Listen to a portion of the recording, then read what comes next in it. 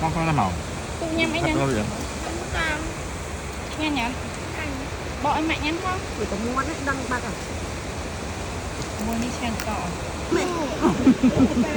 Lại nè, đáy là phú. Bạc lấy đáy đi ông. Đâu, đâu. Ôi mà đâu. Nước cắm nó bọt. Tuột lên tắc rồi.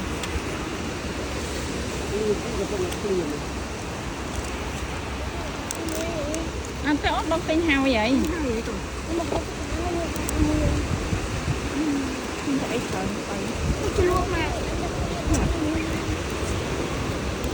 Mình đọ cao tốc mãi trên sân màu.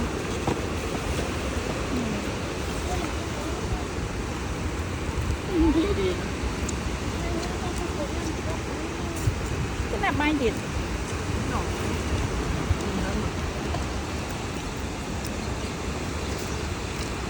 Còn bớt ra, giờ phải chân đặt mà bông tịch mà cái này đặt mà ta lên mặt. Bắn tịch mẹ. Nè. Giờ phải chân đặt mà nó lên tịch cầm ao đi đây. Đặt lọc tiên cho mắt con này.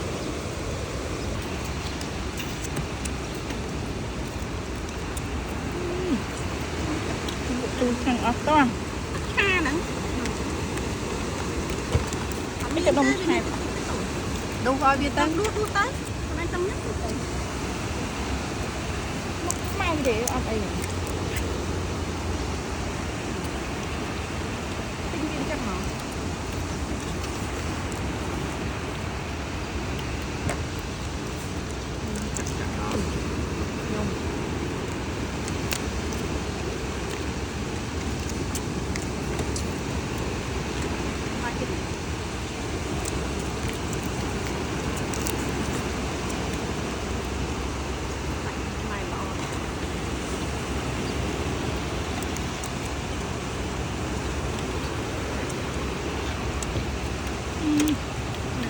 Bơm cho bên xã với nhỏ.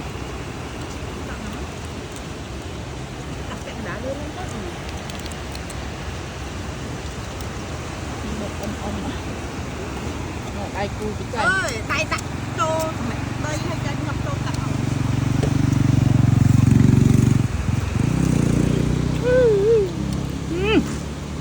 Thấy chưa?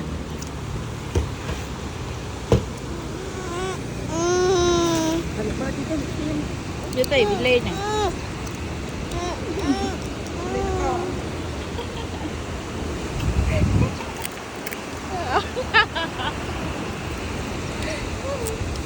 Tôi chỉ nghe nhật.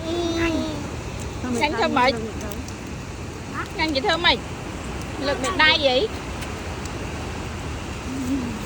Phi đó nè. Đặt phân nữa.